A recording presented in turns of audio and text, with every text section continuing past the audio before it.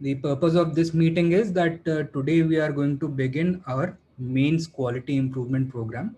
What we are going to do every day is to give you 2 or 3 questions at 12 noon, and then we'll have a discussion on those questions at around 6 p.m. Now, some pointers for beginning your mains preparation. The first and most important thing is that you should firstly go through the syllabus thoroughly. ठीक है, thoroughly syllabus को एक बार पढ़िए. Identify those areas where you are strong and those areas where you have to do some work. Okay.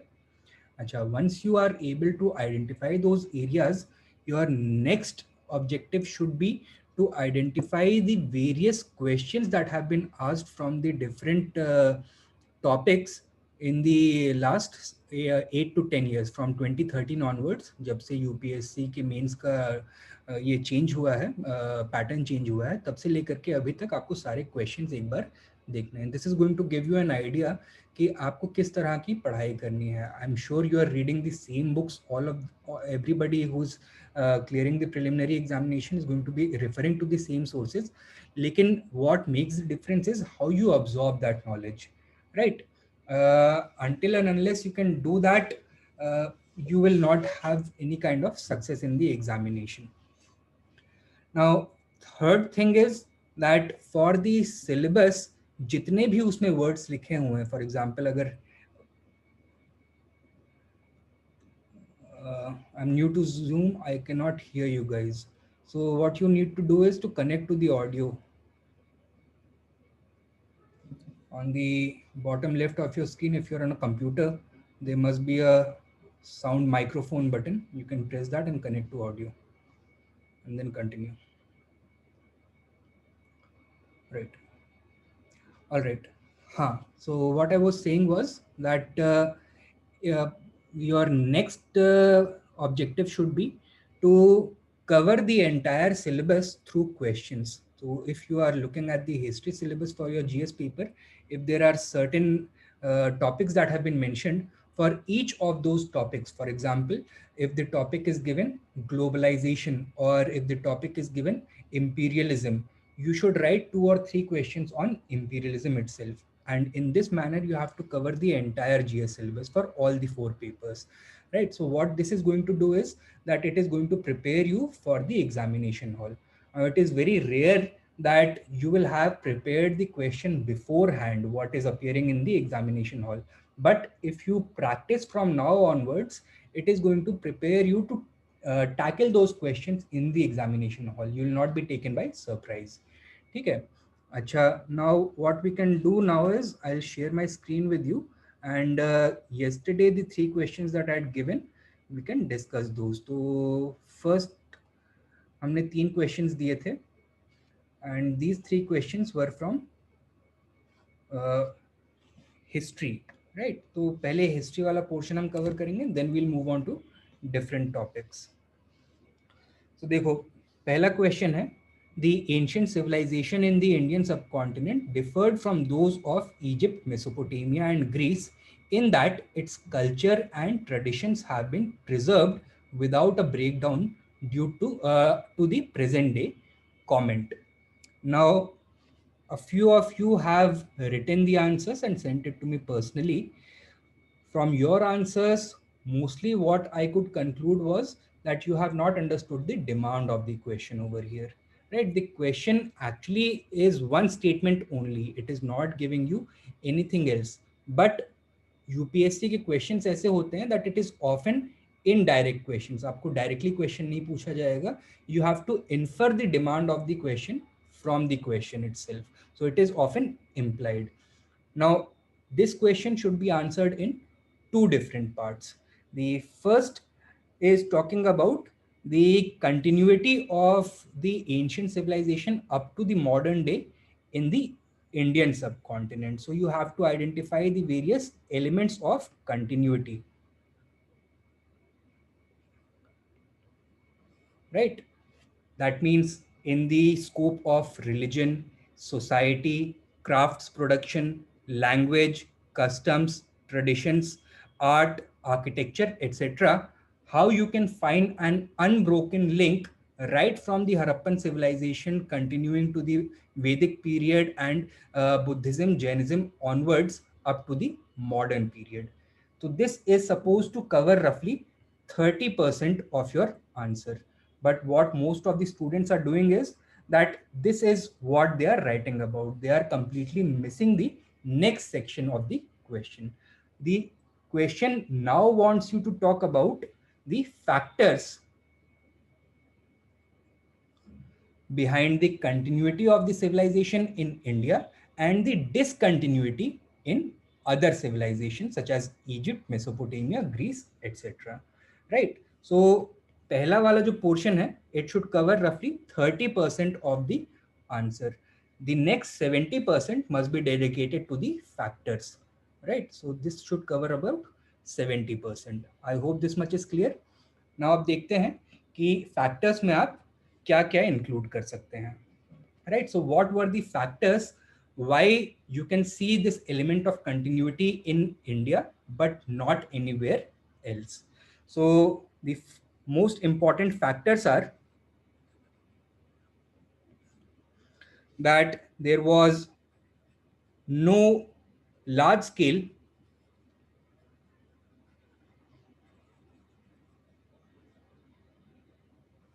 social revolution in India.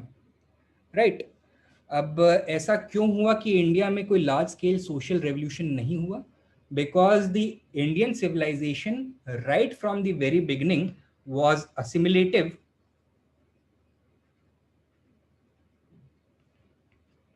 and inclusive.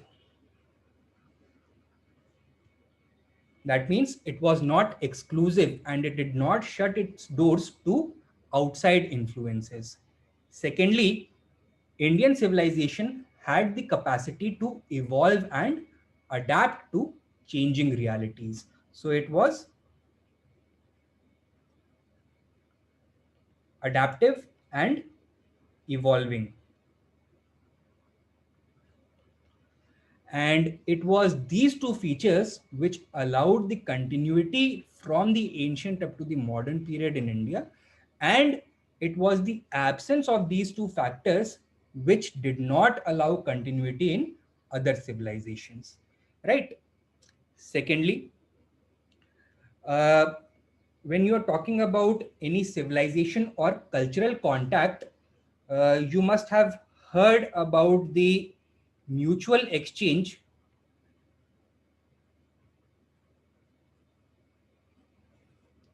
between cultures. We are going to take, for example, the Vedic culture and Buddhism and Jainism, right? So, usually होता क्या है that cultures के बीच में जब भी exchange होता है, so one of those cultures is seen to be as the dominant culture. It is supposed to be the culture of the larger section of the population, the culture of the majority. इसको बोला जाता है greater culture.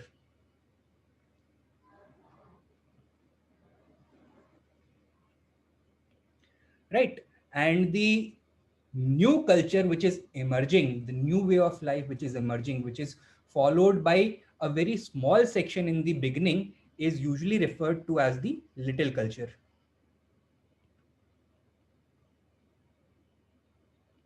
Now, if we are talking about the Vedic civilization or the Brahminical civilization and the Buddhist civilization, the Vedic culture can be regarded as the greater culture in this context, and the Buddhist culture can be regarded as the little culture in this context.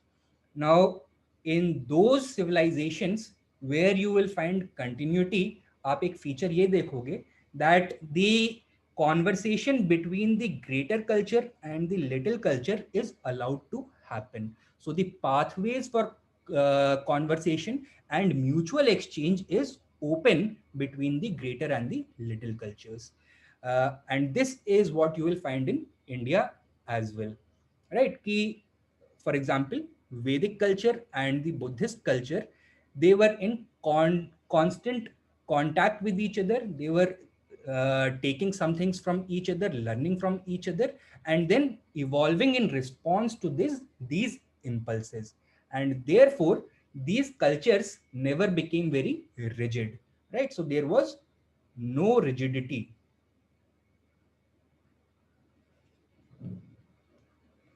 And since there is no rigidity, that means there is no need for a large scale violent change. And this is the reason why Indian cultures are more enduring, right? Why the Indian culture from the ancient to the present period has an element of continuity, whereas others do not, right? Another major reason behind this continuity was that in India, there was no emergence of an organized religion. So there was no organized religion.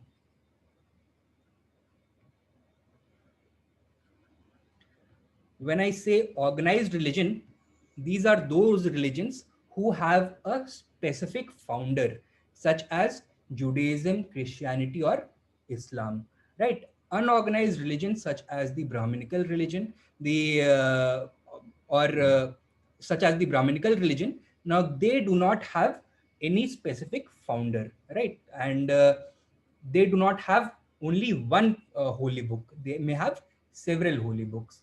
Now, what is the specific feature of organized religion which does not allow them to continue, which makes them irrelevant over a period of time, is that changing realities often force people to move away from these religions. That means, for example, if the Prophet Muhammad in the 6th and 7th century CE in Arabia gave the tenets of Islam. Now, these cannot be said to be the reality, or that kind of reality cannot be said to apply to modern day America or modern day India. Things have changed, the preferences of the people have changed, but what limitation Islam faces is that it is bound by the teachings of its progenitor, of its founder, and therefore organized religions have this limitation. They are quite rigid in this sense, and unorganized religions are less rigid, are rigid to a lesser extent. Therefore, again, there is room for evolution. Uh, Secondly, in unorganized religions, incremental reform is possible,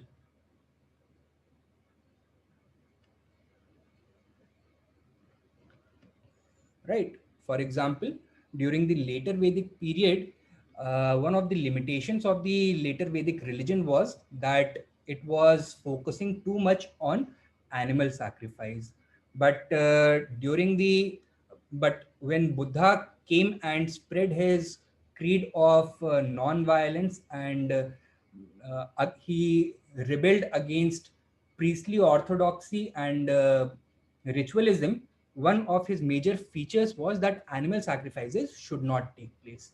Now, initially, there was resistance from the Brahminical sect, but gradually, an internal process of reform started, and they responded to the call for non-violence, and they also adapted this call for non-violence within the Brahminical religion. So, with the beginning of Vaishnavism in the 5th century onwards, animal sacrifices कम होने लग गए, right? अच्छा, then another major reason why India में continuity दिखती है is that India never colonized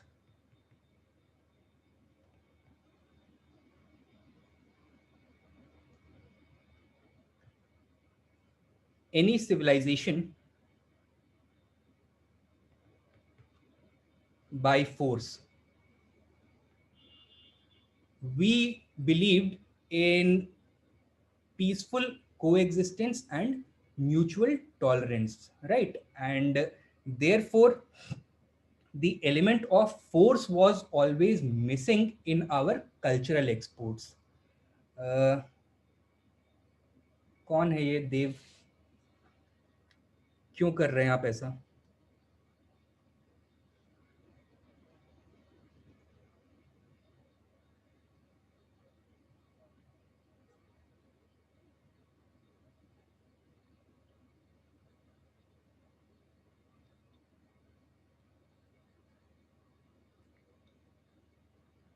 Right. Huh. So the element of coercion was always missing from India's cultural exports, and this is the reason why there was no reaction against Indian culture, and there was no kind of you can say revenge-based invasion of India. India में invasions हुए लेकिन not with the purpose of destroying Indian culture. Now if you compare the history of India with the history of Rome, यहाँ पे आपको एक बहुत stark difference मिलेगा. क्या?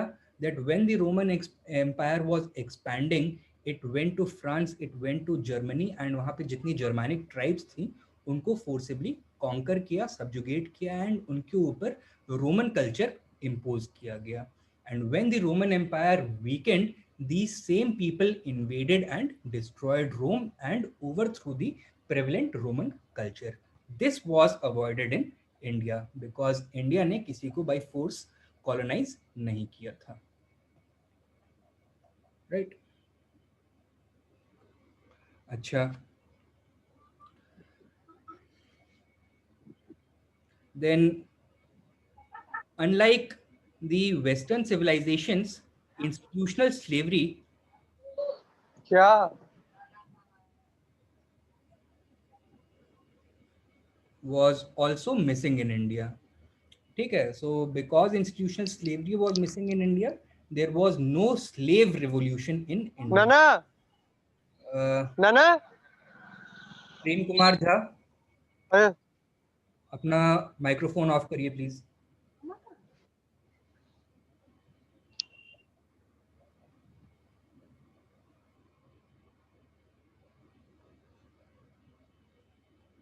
Right. Sorry about that. So since there was no slave revolution in India, India का जो culture था उसको कोई एग्जिस्टेंशियल थ्रेट नहीं हुआ. If you compare the case of Rome, you will find that in its history it had to face 4 different slave revolutions, and therefore by the time that the Huns invaded, the Roman Empire was quite weakened. Further, you will find the moderating influence of enlightened personalities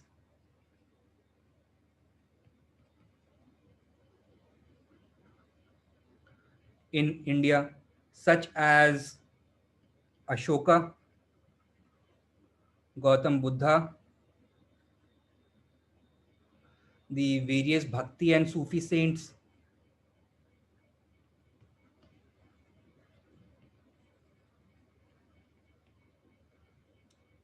Akbar, etc. Now, uh, for example, in Ashoka's Dhamma, the basic essence of Ashoka's Dhamma was uh, peaceful coexistence and mutual respect, toleration and love. Buddha spread the message of non-violence, following the middle path, avoiding extremities. Bhakti and Sufi saints actively engaged with the population and tried to bridge the gap between Islam and Hinduism.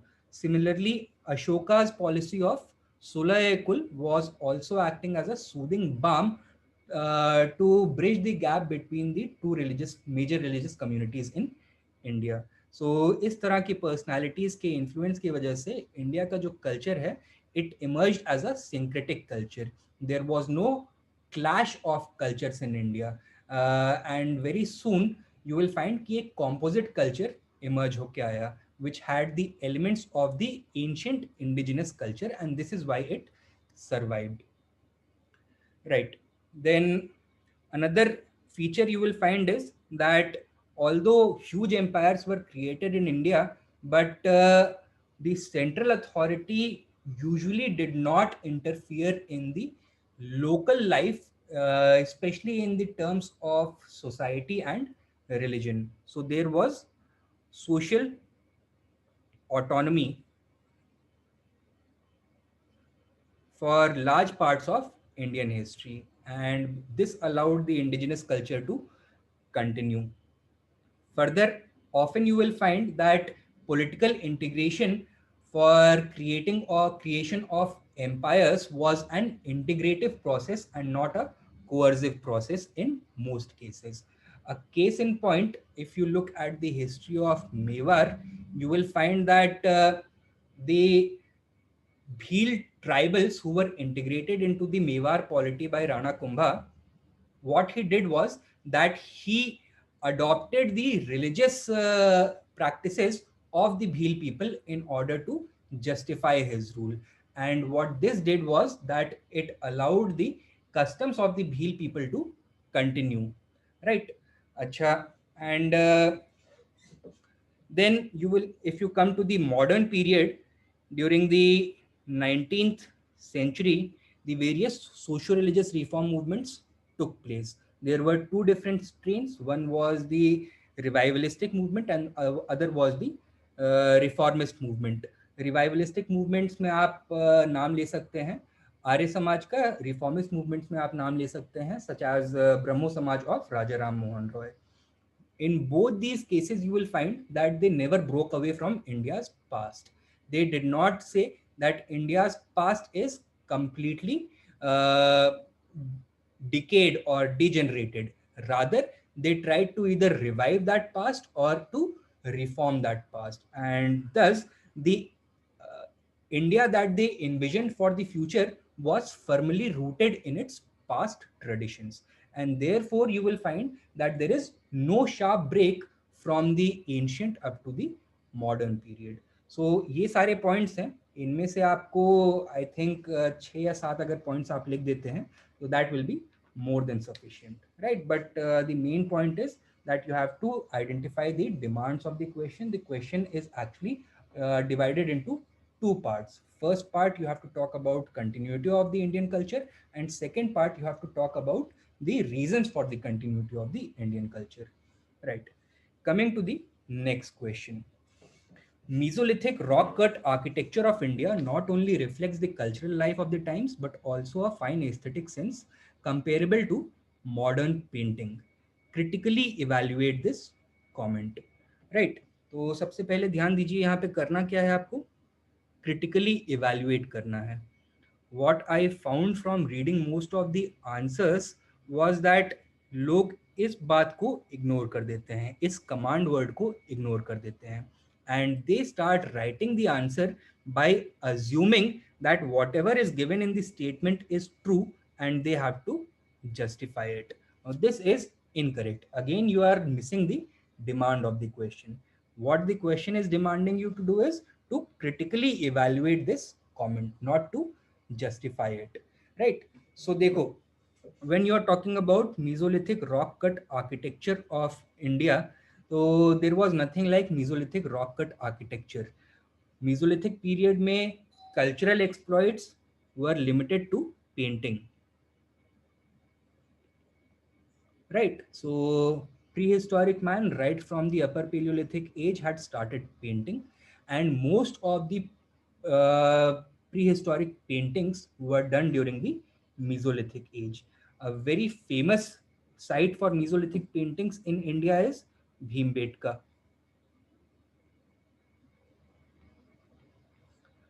ठीक है.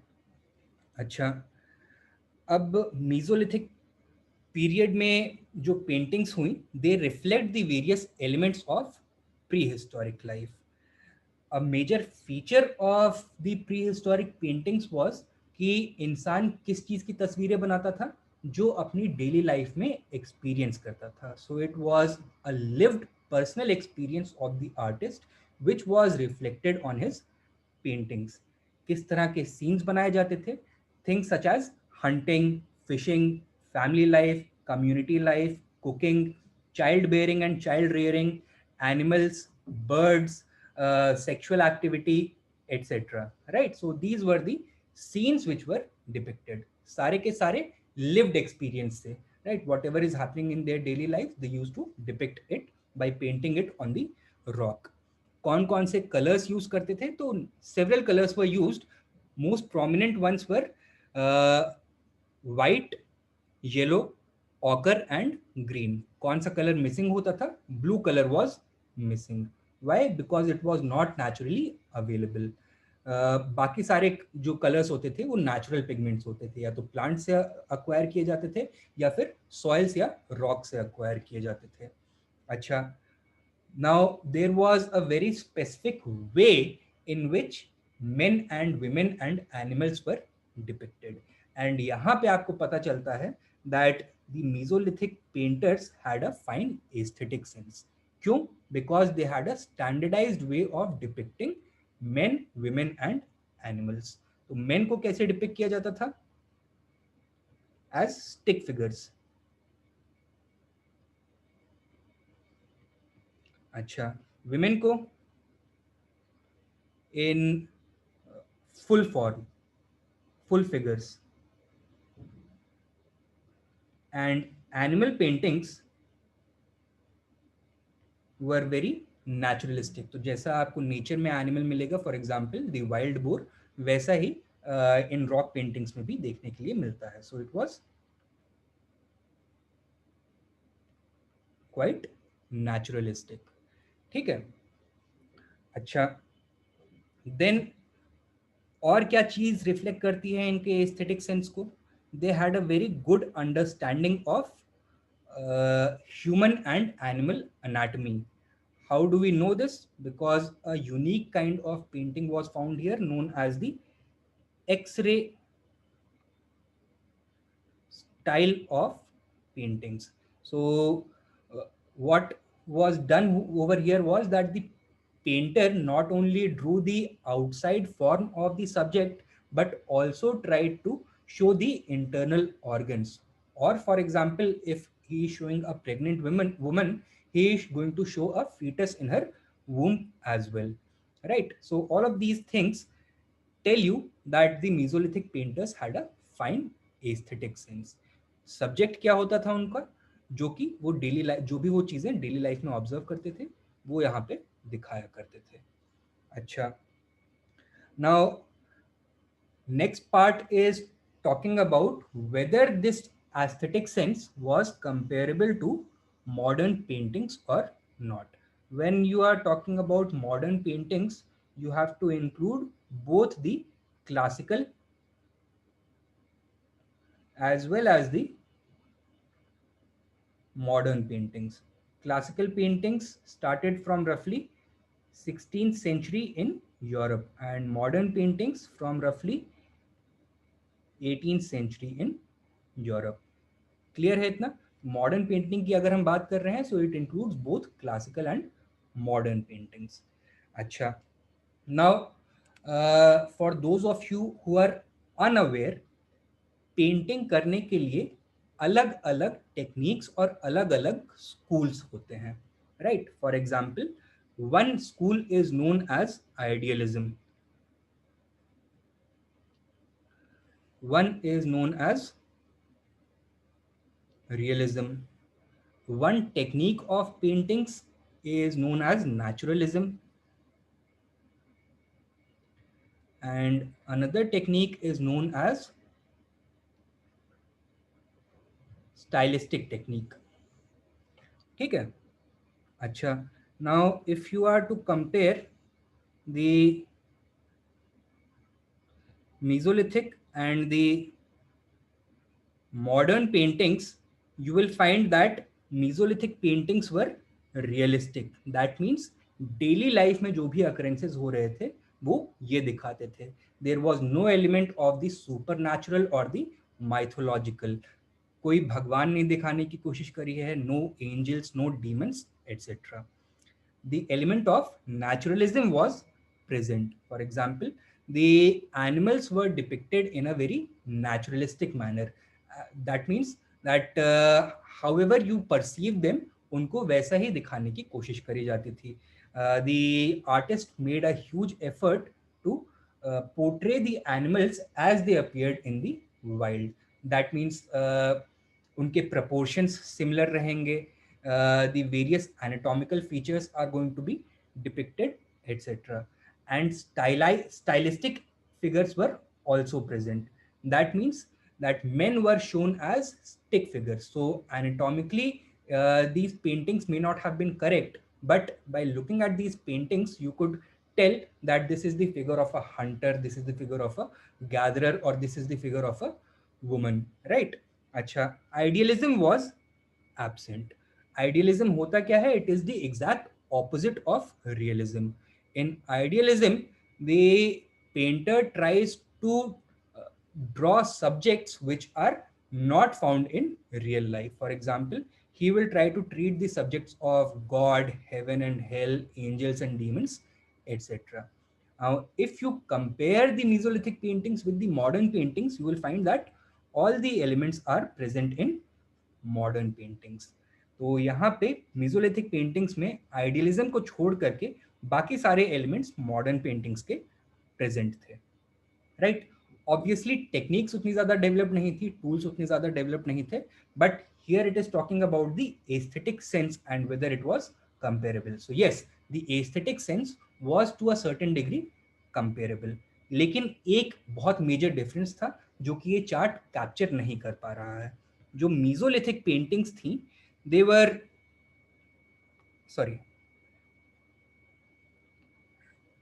they were painted from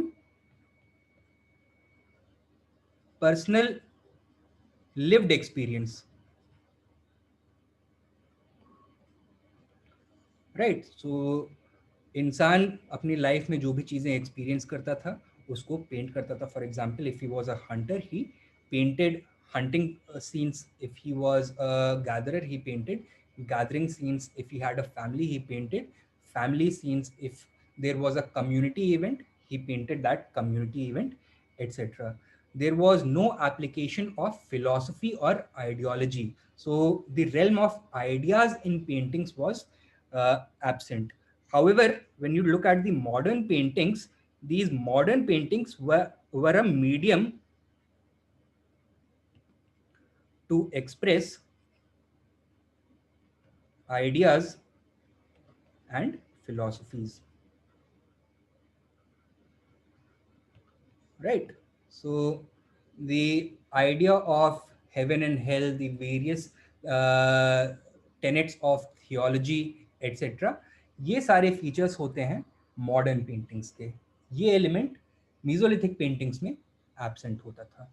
So your conclusion would be that in some respects it was comparable to modern paintings, but there were certain cardinal differences as well. For example, idealism was completely absent in Mesolithic paintings, which depended upon or which tried to capture the personal lived experience of the artists, whereas modern paintings had the element of idealism, wherein paintings acted as a medium to express ideas and philosophy. तो ये differences हैं Mesolithic और modern paintings में, major differences, right? So this that is this answer.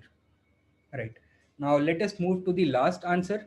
Last question. Though not very useful from the point of view of a connected political history of South India, the Sangam literature portrays the social and economic conditions of its time with remarkable vividness. Comment. Right. So question is about Sangam literature. तो पहले तो पता होना चाहिए कि संगम क्या है और संगम लिटरेचर क्या है. तो संगम का लिटरल मीनिंग होता है Confluence, but over here Sangam refers to three assemblies of poets and writers which were organized by Pandyan kings.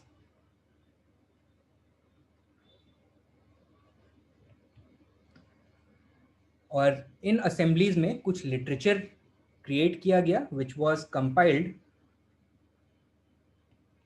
roughly around 6th to 7th centuries CE, that is 6th to 7th centuries AD. However, it reflected the life and times of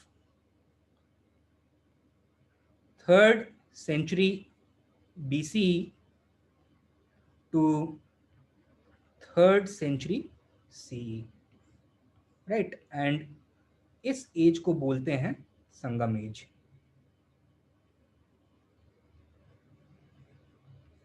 तो ये जो poets and writers थे, they were actually talking about the Sangam age, but their writings were compiled much later. ठीक है, so this is what Sangam literature is, and third century BCE to third century CE is what is the Sangam age. अच्छा, now if you look at the subject matter, or let us first talk about the important works. Right, so Sangam literature is synonymous with Tamil literature. So Tamil literature की beginning बोला जाता है कि यहीं से हुई. The important works include the,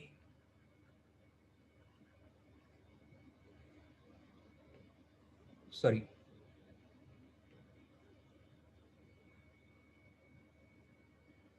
the Tolkappiyam of Tolkappiyar,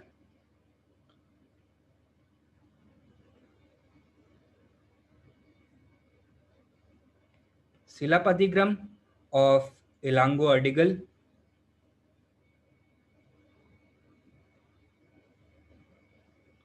Manimekalai by Shatanar, and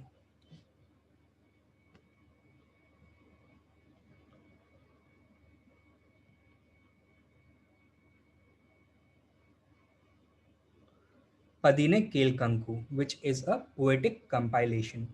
Tolkappiyam is regarded to be the earliest Sanskrit grammar, right? It not only consists of, the oldest Tamil grammar. It not only consists of grammar, but also gives you insight about the social, political, and economic life of the Tamil region during the Sangam period.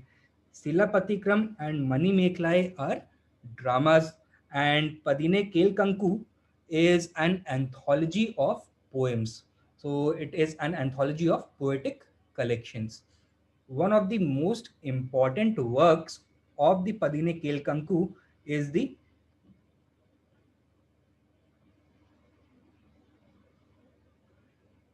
Thirukural, which is a work on morals and ethics written by Thiruvalluvar. Uh, this year, the economic survey has also talked about Thiruvalluvar, right? So this is relevant. तो आप इसको mention भी कर सकते हैं इस answer में. Anyway, तो ये तो मेजर वर्क्स हो गए जो आपको मेंशन करने चाहिए अपने आंसर में. अब आते हैं, ये तो आपका इंट्रोडक्शन हो गया, अब आते हैं आपके क्वेश्चन को आंसर करने के लिए. दो not very useful from the point of view of a connected political history. Connected political history का मतलब ये होता है कि जहाँ पे क्रोनोलॉजी आपको क्लियर हो, and how one political event led to the other, that should also be clear from these writings. And Sangam literature does not give you this information, right? However, the Sangam literature does give you some political information. For example, it talks about three kingdoms in the Tamil region, that is the kingdoms of the Cholas, Cheras, and Pandyas. Cholas had their capital at Puhar, also known as Kaveri Patnam.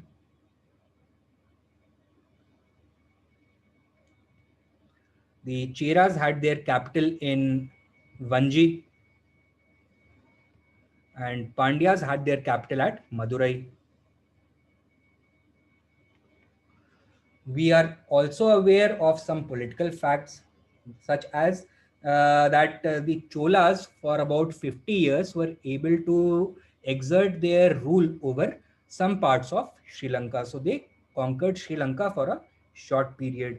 We are also aware that there was conflict between the Cholas and the Pandyas of Madurai. Then we are also aware of the name of a famous Chela ruler of this period known as Karikal. His most important contribution to Chola history was the construction of a dam on the river Kaveri. Right, so इस तरह की political information हमारे पास जरूर मिलती है, लेकिन हाँ, connected political history of south India is not clear from the Sangam literature. Why? Because after all, this literature was composed in uh, royal assemblies, and the various poets and artists were patronized by the royal patrons, by the kings and queens and nobles. So therefore they tried to at times exaggerate the uh, you can say the accomplishments of their patrons and hide their limitations. Further, the subject matter of these works is also quite varied. So, at the same time, these books are talking about religion, mythology, ritualism, genealogy of kings, some kind of political history also, and there is no strict separation of these subjects. Therefore, it is very difficult for the historian to glean from these sources what the connected political history of South India is. Right? Acha. However, the Sangam literature is a very rich source of social and economic conditions of the Sangam age. Right? Acha. It tells you that the Tamil region was divided into five categories of land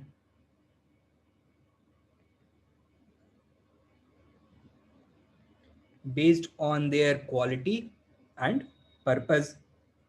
It also talks about the Varna divisions.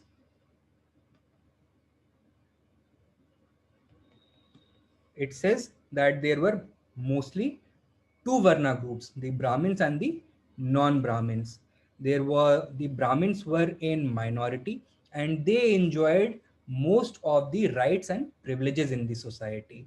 For example, they were not only priests who were given large donations by the kings and laypersons, but the kings and the courtiers themselves were Brahmins.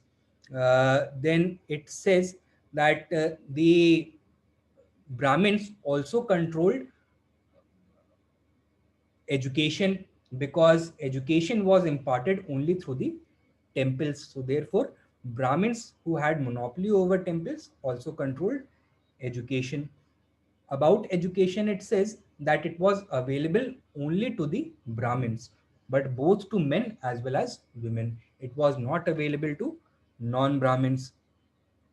Then it talks about large number of Shudras and Velalas. Velalas were the agriculturalists and Shudras were the serving class.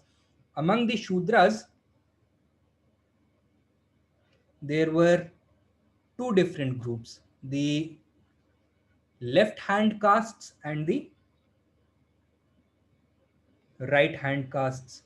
Now, left hand castes were those people who were supposed to be engaged in undignified occupations, and the right hand castes were those who were supposed to be engaged in dignified occupations. Right? Then it also gives sheds light on gender relations. So it says uh, it makes it clear that the position of women was by and large better than that in North India. How? Because the practice of child marriage was absent. Women were allowed to have education. Women from the Brahmin Varna were allowed to get education. There was no concept of this thing child marriages और पर्दा वेलिंग वगैरह कुछ नहीं था social exclusion नहीं होता था women were also allowed to participate in religious activities then women also participated in economic activities also however you will find mention of the practice of sati so in major respects the condition of women was quite good but sati was also prevalent and the condition of widows was by and large quite poor, right? And one very interesting cult which is revealed from the Silapatikram of Elango Adigal is the Kannagi cult.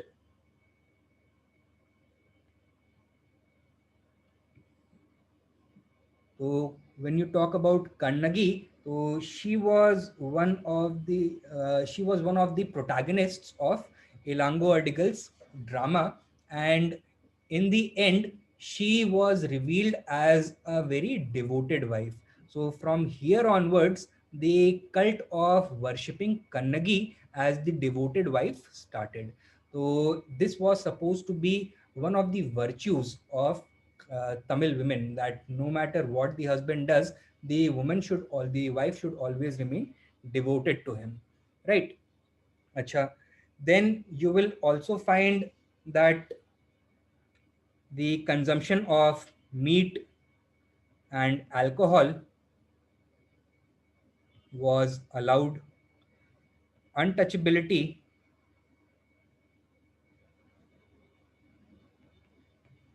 was absent, and large scale festivals were organized by temples. Sangam literature also tells us that temples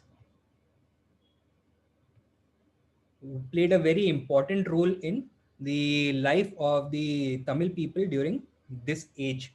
How they not only acted as places of worship,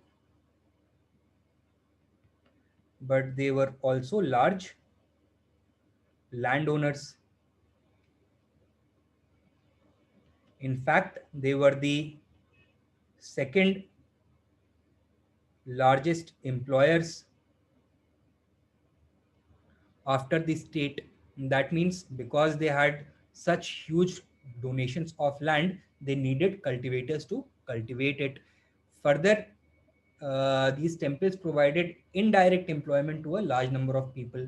Uh, the concept of prasadam was prevalent in the Tamil temples.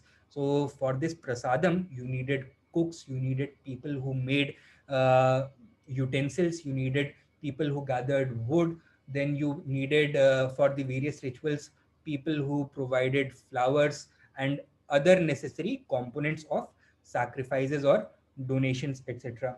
Right? Acha. Then temples also controlled and regulated education. Temples also functioned as propagators of art and culture. So if you look at the various classical dances, most of them you will find emerged from temples such as Bharatnatyam, etc. Right? Uh, then you will find that because temples had were a huge source of wealth, they also acted as a lubricant, a driver for the economy. How? They were lenders who lent huge quantities of money not only to merchants and traders but also to the state. Temples also had a major political role. That means, in order to have an effective and secure rule, the kings had to take the blessings of the temples. So, it was the temples who justified the rule of the kings, right? So, temples के बहुत सारे rules थे, and they played a very huge part in the life of the Tamil region during this period. Acha. Then, if you are looking at the economic conditions, so Sangam literature is also a good source for this. It talks about agriculture as being the mainstay of the economy. However, it also says that cities flourished. Why? On the basis of secondary economic activities. When I say secondary economic activities, it means crafts production and trade, right? So crafts production may the most important occupations were weaving of cotton and silk cloth, metalworks,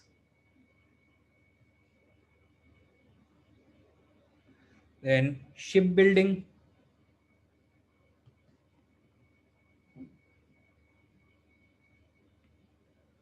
jewelry making, carpentry, pottery, etc. Right. So these were the secondary economic activities in crafts production. Acha. The Sangam age also saw brisk trade between India and the outer world. So Indo-Roman trade was flourishing.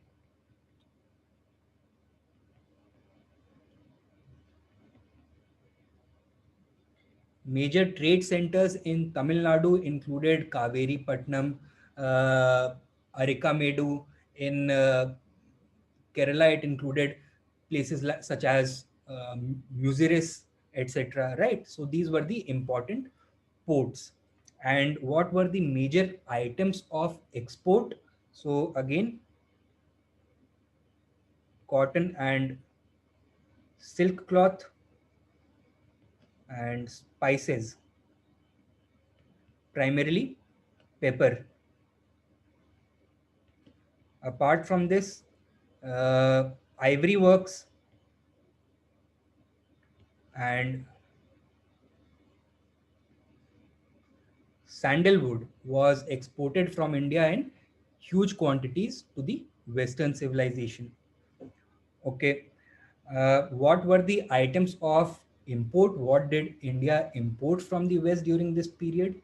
So, not much was important, but the trade with Rome was usually balanced by gold. So, the Romans used to give gold in exchange for Indian goods. Some minor items of import were wine and horses. Right. Acha. So this is the economic information that you can get from the Sangam literature. Acha. In society, Sangam literature also talks about the flourishing status of Buddhism and Jainism in the Tamil region during this period. अच्छा, Tamil reason के लिए एक specific word भी use किया गया है Tamil literature में, Sangam literature में, that is known as Tamil land, sorry Tamil हम और Tamil come. Right. So this is the various information that you get from Sangam literature. I hope this is clear.